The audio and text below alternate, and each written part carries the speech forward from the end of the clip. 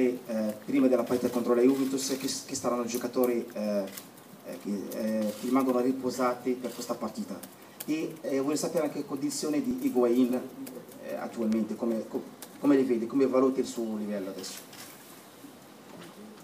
Noi cambiamo giocatori ogni partita, abbiamo bisogno di farlo perché tutti sono disponibili.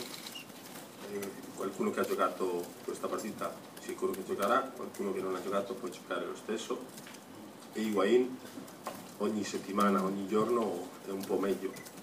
Diceva prima che era all'80%, hanno chiesto se era al 100%, ancora le manca, ma ogni allenamento si vede che è un po' meglio. Alors vous utilisez le turnover. Quelles sont les conditions d'Higuaín justement pour le prochain match, et quel est son niveau? Comment le voyez-vous pour l'instant? On change chaque match, s'il faut changer de joueur, ce n'est pas un problème pour nous. S'il faut le faire, on le fait. Certains jouent cette rencontre-là, d'autres joueront les prochaines, ce n'est pas un problème. Higuaín, il est à 80%, comme je le disais précédemment. Je le vois de mieux en mieux à l'entraînement. Il travaille dur. C'est sûr qu'il lui manque encore un petit peu pour arriver à son meilleur niveau, mais je le vois travailler à chaque entraînement et je pense que bientôt il sera parmi nous à 100%. La Rai. Buongiorno. Buongiorno. Ho letto che lei diceva che forse 12 punti potrebbero anche non bastare in un girone così difficile per passare il turno, quindi significa che bisogna vincere almeno le due in casa e poi provare o a pareggiare o a vincere anche quella a Dortmund. Le chiedo se è così il programma che lei ha pensato, e in quest'ottica quanto è importante, alla luce anche dell'appello che ha fatto ieri la società, non avere lo stadio vuoto per la partita con l'Arsenal, e quindi stare molto attenti anche a tutto quello che riguarda le direttive web. Grazie.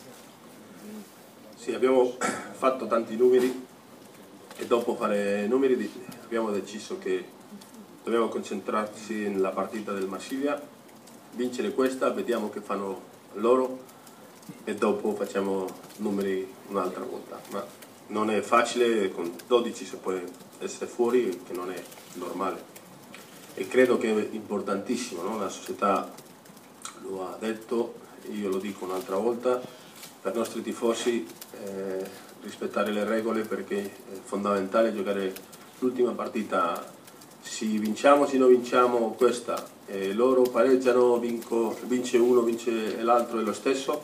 L'ultima partita con l'Arsenal può essere decisiva per noi, importantissimo per noi avere lo stadio pieno di tifosi aiutando alla squadra. Il comportamento deve essere perfetto, come quasi sempre, e sarà un segnale che la società, i tifosi, tutti abbiamo cresciuto. Sappiamo la nostra responsabilità. Vous avez calculé, vous avez dit par le passé que 12 points étaient peut-être pas suffisants pour se qualifier dans ce groupe. Donc vous pariez peut-être sur une victoire lors des 2 matchs à domicile et puis peut-être un nul à Dortmund. Est-ce que c'est votre programme? Et ensuite une autre question, combien est important le fait de jouer la dernière rencontre face à Arsenal avec les supporters au San Paolo? Donc est-ce que vous y pensez au fait de respecter les règles de l'UEFA?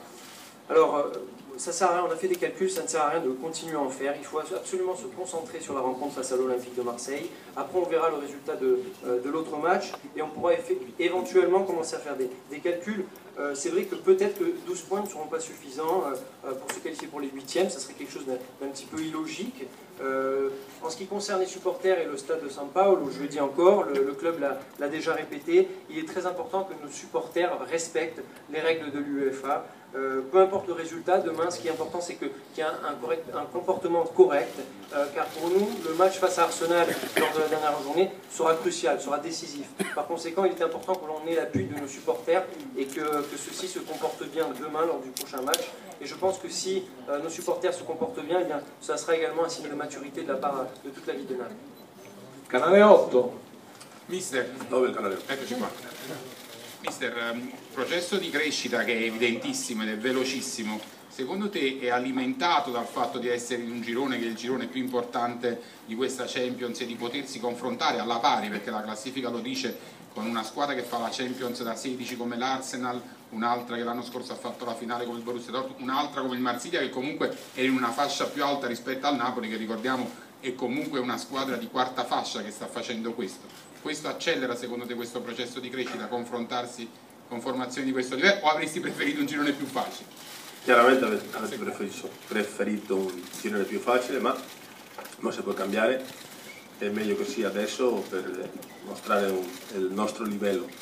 Ma sempre la Champions per me, il gruppo è difficile, ma se tu vai avanti ha più tempo per preparare soprattutto una squadra come questa che ha un allenatore nuovo, giocatori nuovi, è più facile se abbiamo più tempo. Non l'abbiamo e dobbiamo essere preparati per questa partita o per questo gruppo. Vediamo, non lo facciamo male oggi, vediamo dopo domani. E come ho detto prima, l'ultima partita sarà sicuro importantissima, sarà così fino alla fine, vediamo se la facciamo bene e siamo nel prossimo buon calendario, come si dice. Est-ce que ce processus de, on va dire, de progrès que